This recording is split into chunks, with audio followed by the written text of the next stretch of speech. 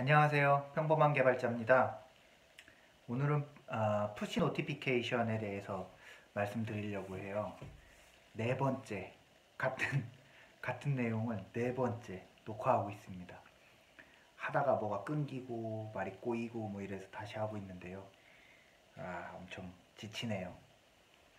아무튼 푸시 노티피케이션에 대해서 해보겠습니다. 이제 푸시 노티피케이션이라는 게 뭐냐면 내 핸드폰에 그 서버에서 강제로 메시지를 넣어주는 거를 푸시 노티피케이션이라고 해요. 이를테면 우리가 게임은 좀 그렇고, 게임은 그런 게 막는 경우가 많으니까 네이버로 뭔가 검색을 하고 있는데 카카오톡 메시지 왔다고 알림 쭈르륵 들어오잖아요. 그런 걸 푸시 노티피케이션이라고 해요. 그거를 어떻게 보내는지 플루터 기반으로 한번 말씀을 드려보려고 해요. 이 푸시 노티피케이션을 보내려면 꼭 그 푸시를 보내주는 서버가 있어야 돼요. 그래서 그 서버와 내 디바이스가 서로 신뢰하는 관계다 뭐 이런 걸 만들어줘야 서버에서 디바이스로 강제로 메시지를 넣을 수 있거든요. 그렇기 때문에 꼭 서버라는 게 필요한데 여기서 그 파이어베이스에서 그 서버를 제공해줘요. 우리가 그거를 FCM이라고 많이 부르는데 파이어베이스 클라우드 메시징 이라고 표현을 해서 FCM이라고 많이 불러요. 그래서 오늘은 그 파이어베이스에서 제공해주는 푸시 서버 FCM을 이용해서 안드로이드와 iOS에 메시지를 넣는 방법을 알아볼 것입니다. 네, 제가 요거를 하다 보니까 제 환경들, 어떤 기기 환경이나 빌드 환경 이런 것들에 따라서 영향을 좀 받더라고요. 그래서 그냥 제가 어떤 환경에서 테스트했는지 안드로이드, iOS 그리고 제 맥OS 어떤 환경에서 테스트했는지 좀 남겨놔 봤고요. 이건 그냥 참고만 하시고요. 그 다음에 이제 제가 세 가지 블로그를 여기서 이제 보여드릴 건데, 블로그 내용을 기준으로 설명을 드릴 건데, 요거는 제가 영상 메모에 남겨놓겠습니다. 그 FCM이 워낙 유명하기 때문에 글들이 굉장히 많아요. 굉장히 많아서 뭘 참고해도 좋으신데, 제가 보니까 그래도 잘 볼만하다 이렇게 돼서 이 세 가지 블로그를 가져와 봤어요. 뭐냐면 FCM을 쓰려면 그 구성을 좀 해야 돼요. 그러니까 코딩하기 전에 뭐 이렇게 서로 서버와 디바이스 간의 인증도 뭐 교환할 수 있게 만들어야 되고 이런 절차들이 많아요. 그런 절차에 대한 설명. 그게 잘 돼 있는 블로그가 첫 번째 블로그예요. 그 어떻게 컴피그 하는지에 대한 설명이 잘 돼 있어요. 어떻게 컴피그가 끝난 다음에 메시지를 어떻게 받고 어떻게 쓰는지에 대한 설명도 돼 있긴 한데, 그거는 두 번째 블로그 보시는 게 좋아요. 영어로 되어 있긴 한데 그래도 설명이 잘 돼 있어요. 그래서 이 두 번째 블로그 보시고 코딩하는 부분은 두 번째 블로그를 참고하시는 게 좋다. 그다음에 마지막으로 뭐냐면 다 된 뒤에, 그러니까 다 코딩까지 끝난 다음에 실제 잘 되는지 테스트 해봐야 되잖아요. 테스트하는 과정에 대한 설명은 세 번째 블로그 참고하시면 좋겠다. 이렇게 설명을 드리겠습니다. 자, 이제 요 영상에서 제일 중요한 건데, 푸시 노티피케이션을 쓰기 위해서 FCM을 설정하는 과정, 푸시 노티피케이션을 받기까지의 그 과정을 큰 스텝만 제가 설명을 드려볼게요. 자잘한 스텝은 진짜 많은데 큰 스텝을 머릿속에 그리고 가시면 이게 조금 이해하기가 좋아요. 이 큰 스텝을 머리에 넣으시고 제가 제시해드린 블로그를 보시면 그래도 조금 도움이 될 것 같아서 이렇게 가져와 봤습니다. 일단은 파이어베이스를 쓰는 거니까 파이어베이스 프로젝트를 만들어야겠죠. 푸시 노티피케이션을 해보겠다 마음을 먹으신 분은 이미 파이어베이스 DB를 쓰고 계실 것 같아요. 그래서 프로젝트는 이미 있겠죠. 없으시다면 생성을 하셔야 되고, 그 다음에 안드로이드와 iOS가 파이어베이스 프로젝트에 접근할 수 있게 그 설정하는 과정이 있어요. 그걸 SDK 설정인데 그 과정을 해야 됩니다. 이 과정이 있어야 DB에도 접근할 수 있고요. 그 다음에 세 번째가 이제 진짜 그 FCM 설정인데 안드로이드는 어떤 설정 안 해도 되고요. iOS는 그 FCN 설정을 해줘야 돼요. APN 설정을 해줘야 되는데 그 과정이 조금 복잡해요. 그래서 그 FCM에서 클라우드 메시징을 설정을 해야 되는데 그 전에 iOS APN 설정이 돼야 됩니다.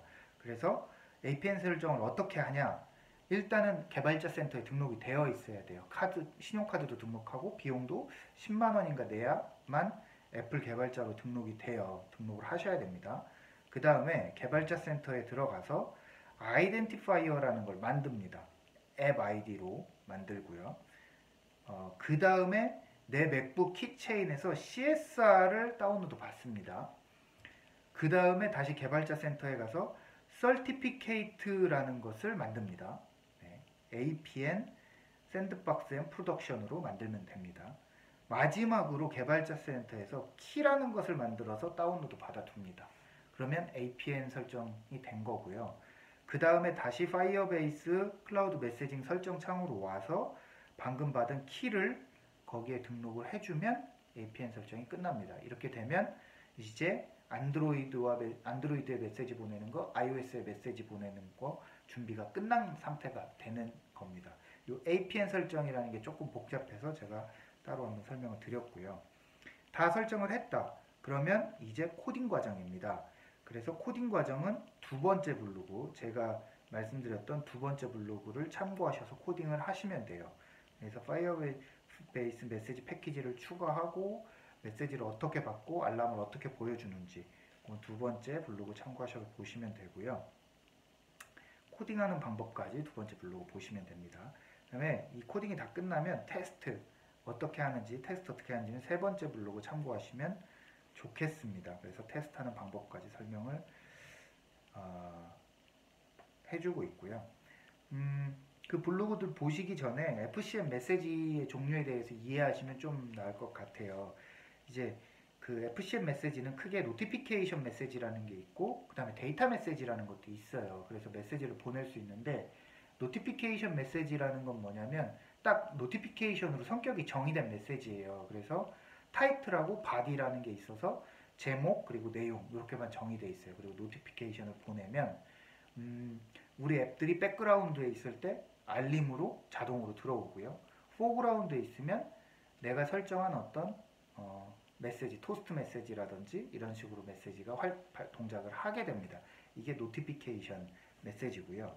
데이터 메시지는 뭐냐면 보내면 데이터가 와요. 나에게. 알림으로 동작하지 않아요. 그냥 단순히 데이터를 받는 거예요. 그럼 그 데이터를 받아서 개발자가 이 어플리케이션이 그 데이터를 핸들링 해야 되는 책임이 있는 거죠. 그것을 데이터 메시지라고 하고요. 데이터 메시지는 키 밸류 쌍으로 구성이 되는데 사전에 정의되어 있지 않아요. 그래서 내가 원하는 키 밸류 쌍을 넣을 수 있습니다. 네, 지금 설명드렸던 그 노티피케이션 메시지와 데이터 메시지 설명을 하고 있고요. 그 다음에 그 우리가 이제 그 푸시 노티피케이션을 보낼 수 있는 방법이 세 가지가 있는데 한 대 한 대 디바이스에 보낼 수 있고요. 또는 몇 개의 디바이스를 묶어서 보낼 수도 있어요. 그 다음에 불특정 다수, 어떤 토픽 기준으로 토픽을 구독하고 있는 불특정 다수에게 쭉 뿌릴 수도 있습니다. 이렇게 세 가지 방식이 있고요. 메시지는 최대 4KB까지 보낼 수 있어요. 근데 우리가 파이어베이스 콘솔에서 만약에 메시지를 보내게 되면 1024 캐릭터까지로 제한이 됩니다. 이렇게 아시면 되겠습니다. 파이어베이스 콘솔에서 그럼 메시지 어떻게 보내냐면 클라우드 메시지라는 메뉴가 왼쪽에 있어요. 그래서 거기 들어가서 타이틀과 바디 메시지를 지정을 하고 테스트를 할 경우에는 테스트 메시지 전송을 누르면 되고요. 내가 진짜로 프로덕션 어떤 디바이스의 그 앱에 뭔가 메시지를 보낼 때는 요 테스트 그 제목하고 그 바디 메시지를 넣은 다음에 밑에 쪽에 이렇게 보내기 뭐 버튼 같은 게 있어요. 그걸 누르면 쭉 나가게 됩니다. 복잡하진 않으니까 굉장히 직관적이니까 보시면 이해할 수 있습니다. 중요한 건 클라우드 메시징 메뉴에서 우리가 보낼 수 있다. 이렇게 이해하시면 되겠습니다. 그다음에 다른 하나의 방법은 이제 포스트맨을 이용해서 HTTP 그 방식으로 메시지를 보낼 수도 있어요. HTTP v1이 최신 프로토콜인데 지금 제가 레가시 HTTP라고 표현을 했어요. v1 방식으로도 보내는 가이드들이 있는데 레가시가 더 편한 것 같아요. 이 테스트의 목적에 한해서는. 그래서 제가 지금은 테스트 목적이기 때문에 레가시로 어떻게 보내는지 설명을 드리면 요 그 FCM 엔드포인트로 포스트를 보내면 되고요. 헤더에다가 어서라이제이션을 주고 요 키는 FCM 콘솔에 파이어베이스 콘솔에서 그 아실 수 있어요. 나와 있거든요.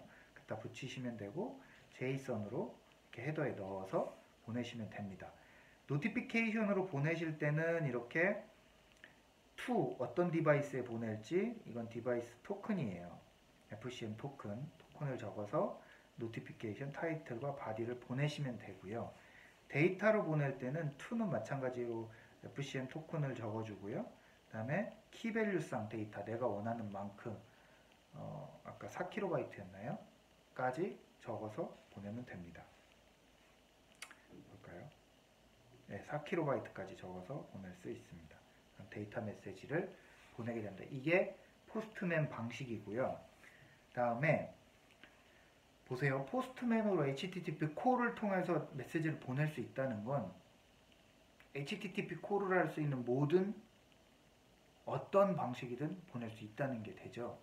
네. 그래서 컬, 뭐 HTTPy 이런 거 아무거나 쓰셔서 HTTP 콜을 보내시면 푸시 노티피케이션이 가는 거예요.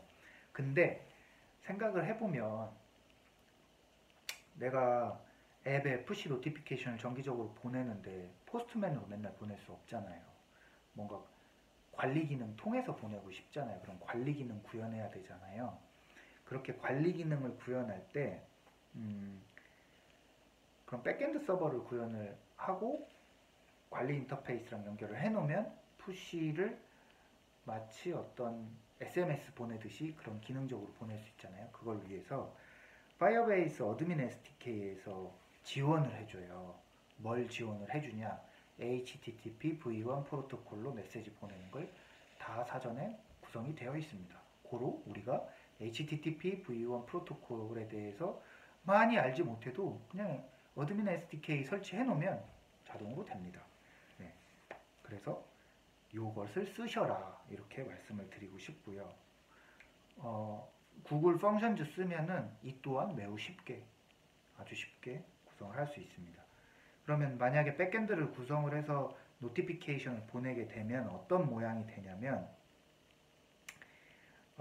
웹이나 앱으로 우리가 그 노티피케이션을 보낼 수 있는 화면을 구성하는 거예요. 뭐 예를 들자 앱으로 치면 이렇게 타이틀, 바디, 보내기 이런 인터페이스를 구성을 해놓고요.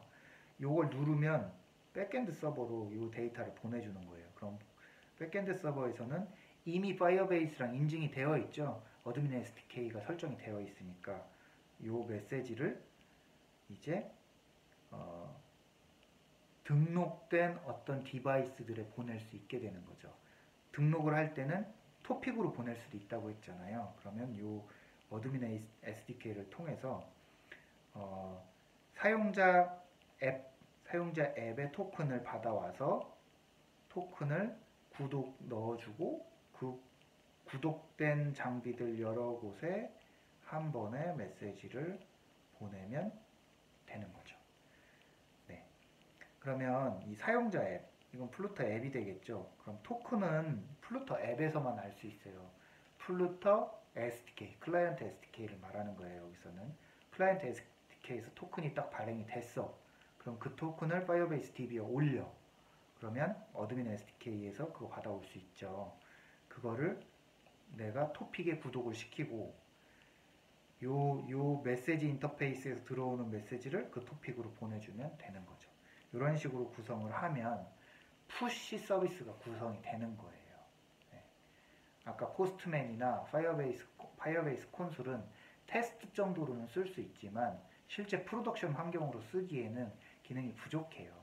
그러니까 이런 식으로 어드민 SDK를 이용해서 내가 원하는 푸시 서비스를 구성할 수 있다. 이렇게 이해하시면 되겠습니다. 네, 요건 아까 한번 설명드렸었는데 디바이스 토큰, 특정 디바이스에다가 메시지도 보낼 수 있고요. 토픽 구독하는 형태로도 보낼 수 있고요. 그 다음에 어떤 유저 세그먼트를 묶어가지고 어떤 그룹별로 이렇게 토큰을 여러 개, 한 10개 토큰을 묶어서 이렇게 보낼 수도 있습니다. 이거는 별거 아니고요. 이제 트러블 슈팅을 봐야 되는데, 요거는 제가 이제 테스트하면서 겪었던 거 그냥 남겨놓는 거예요. 기억하고자. 여러분들도 혹시나 같은 경험 하실 수 있으니까, 보면은 FCM에서 그 테스트 메시지 보낼 때 한 기계에만 보내고 싶어요. 테스트 할 때도 막 10대에 보내고 이러면 불편해지잖아요. 한 기기만 보낼 때 토큰이라는 거를 기입을 해서 그 기기에만 보낼 수 있거든요. 근데 제가 이 인터페이스로 봤는데 토큰 어디다 넣어야 되는지 모르겠는 거예요. 어디다 넣냐? 여기가 토큰을 넣는 됩니다. 뭐 인풋 창 같은 느낌 빡 나게 만들어 놓지 무슨 텍스트처럼 만들어 놔서 저는 한참 토큰 어디다 넣어야 되는지 찾았었거든요. 그래서 여기 밑금친 부분에 토큰을 넣으면 이렇게 토큰이 들어가고 지정된 그 토큰이 있는 디바이스에만 메시지가 들어가게 됩니다. 그 다음에 이제 iOS에서 포그라운드 메시지 노티피케이션 캐칭이 잘 안 돼요. 근데 이게 한계래요. FCM이 iOS와 호환성이 좀 떨어진대요. 왜 그런지 모르겠어요. 그래서 그 트러블 슈팅을 꼭 해야 돼요. 그래서 이건 저도 왜 이렇게 해야 되는지 모르겠는데 이렇게 요 input.plist인가 거기에 iOS 설정에 요 내용을 넣어주니까 또 되더라고요. 이유는 모르겠어요. 근데 이렇게 하니까 됐어요. 그래서 요 코드를 넣어줬다. 이렇게 이해하시면 됩니다. 네, 오늘은 이제 푸시 서버 어떻게 구성하고 메시지 어떻게 보내는지 알아봤고요. 제가 처음에 제시해드린 블로그 3개 정독하시면 어렵지 않게 구성하실 수 있을 것 같습니다. 참 대부분의 어떤 기술들이 다 서비스로 제공이 되고요. 돈만 조금 내면 그 서비스 가져다 쓸 수 있는 참 세상이에요. 그래서 개발자들이 정말 그 비즈니스 로직 구현에만 고민하면 되는 이런 세상, 모두가 중국 개발자가 될 수 있는 아름다운 세상인 것 같아요.